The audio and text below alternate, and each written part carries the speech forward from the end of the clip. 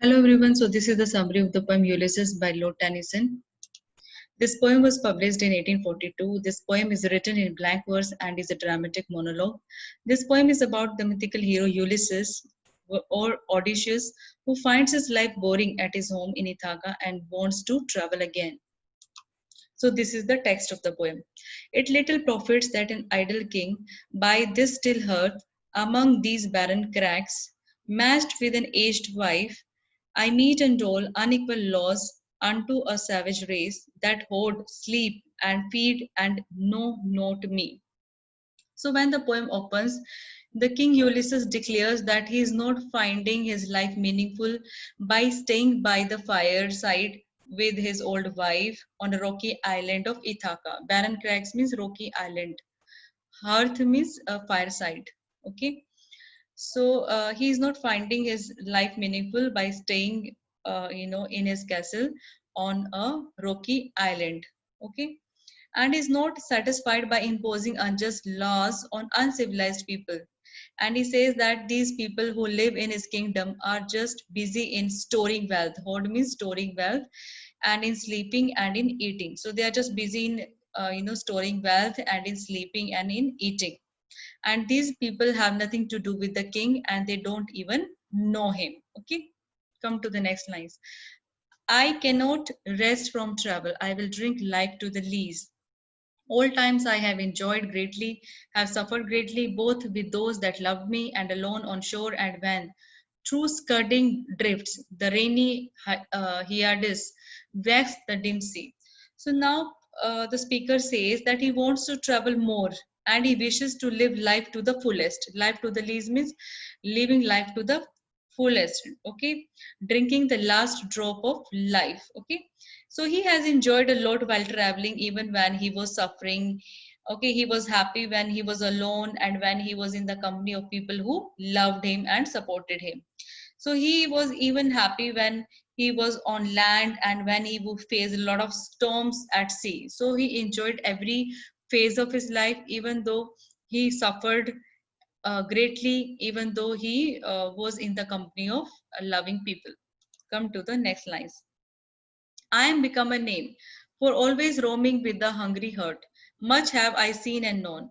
Cities of man and manners, climates, councils, governments. Myself not least, but honored of them all, and drunk delight of battle with my peers. Peers means his supporters, his people. Far on the ringing plains of windy Troy. And now he says that he has gained a lot of popularity and recognition as a traveler who keeps on traveling with an excitement for more and more experiences. And he says that he has seen and acquired a lot of knowledge of all the places, people, and their life and manners, their culture, their seasons, and their garments. Okay, and he received a lot of honor and respect wherever he went. Okay, and he also enjoyed fighting in the battles with his soldiers far from his home in Trojan War. Okay, come to the next lines.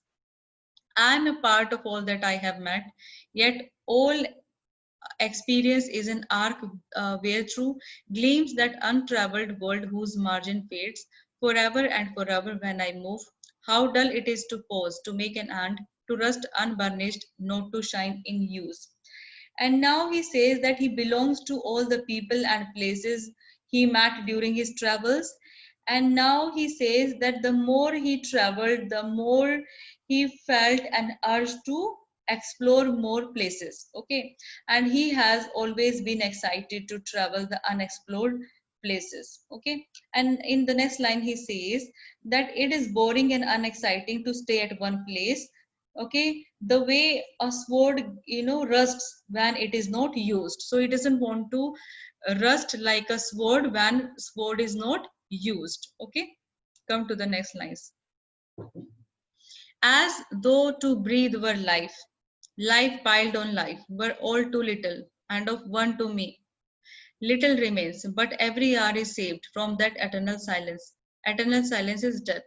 Something more, a bringer of new things, and while it were for some 3 suns to store and hold myself, and this grey spirit yearning in desire to follow knowledge like a sinking star beyond the utmost bound of human thought.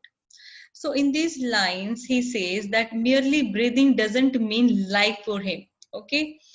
Okay, and merely breathing doesn't mean that we are living our life. He has a lot of wishes and desires to fulfill that won't be accomplished even if he will have more lives rather than this one. Okay. Okay, and then he says even this life is about to end because he's old now and he might die early. Okay, and he wants to do new things in his life in every hour which he has before his death. Okay, and now he says that it would be useless for him if he stays at his home and spend rest of his life in eating and sleeping.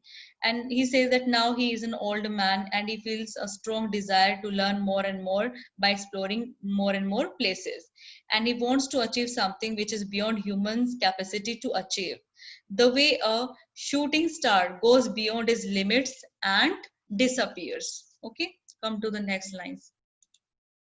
This is my son,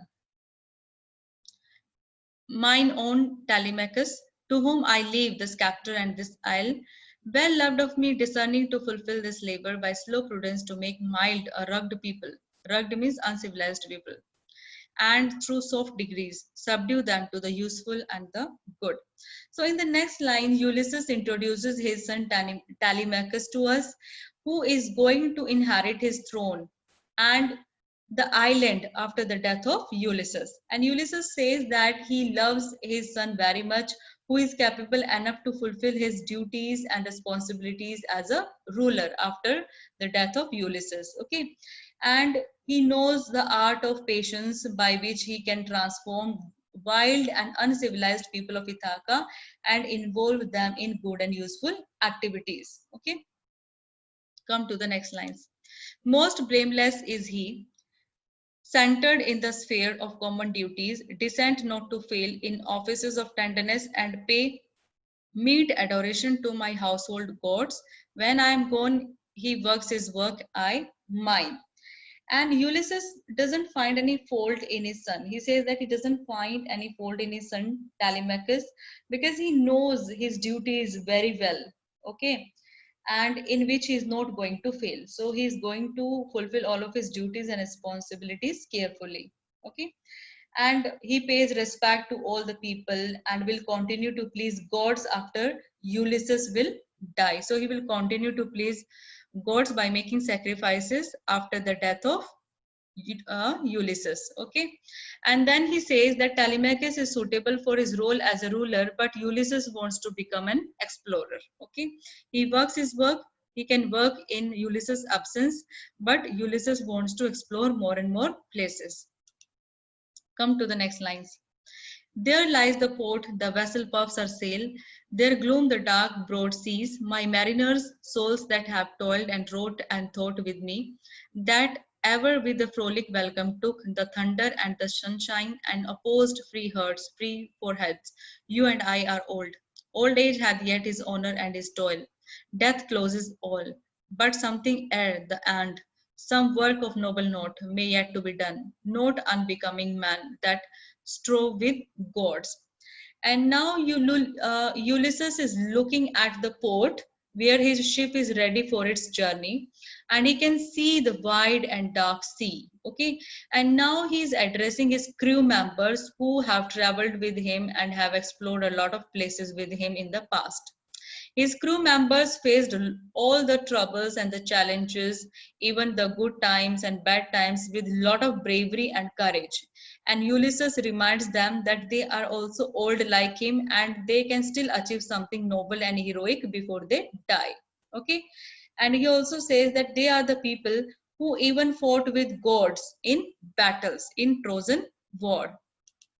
Come to the next lines. The lights begin to twinkle from the rocks, the long day wanes, the slow moon climbs, the deep moans round with many voices. Come, my friends, it is not too late to seek a new world. Push off and sitting well in order's might, the sounding furrows for my purpose holds to sail beyond the sunset and the baths of all the western stars until I die. And now he says that it is night time and people of Ithaca have lighted lamps. Okay. and there is a moon in the sky, and it seems to Ulysses that that the waves are that the waves of the sea are communicating something to him. Okay, in the next lines, Ulysses asks his crew members to join him in this journey where they are going to explore more new places. Okay, so he invites them to board the ship so that they can be away from the shore. Okay, so in the next line he says that his purpose is to sail very far, even beyond the known universe, even beyond the limits of the universe, where he can see the stars being drowned in the water. Okay, before he dies. So he wants to have this kind of experience before he dies. Come to the next lines. It may be that the gulls will wash us down. It may be we shall touch the happy isles and see the great Achilles whom we knew. Though much is taken, much abides, and though we are not now, that strength which in old days moved earth and heaven, that which we are. One equal temper of heroic hearts, made weak by time and fate, but strong in will to strive to see, find, and not to yield. Okay. And now he says that the waves of the sea can drown their ship. Okay, obviously they are subjected to a lot of troubles on the sea as well.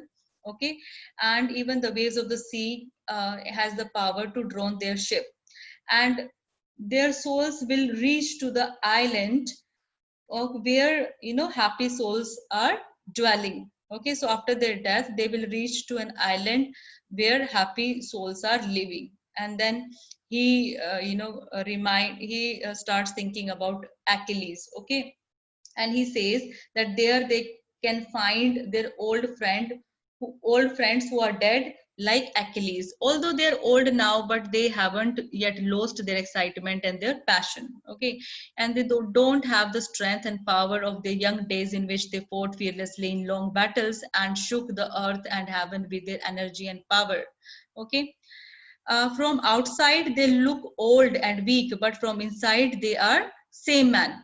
Okay, they still have the heart which is hungry for heroic deeds, and their bodies are old but their souls are stormy. Okay, and they are dedicated to work hard to follow their goals and achieve them and never give up in their lives. And here the poem ends.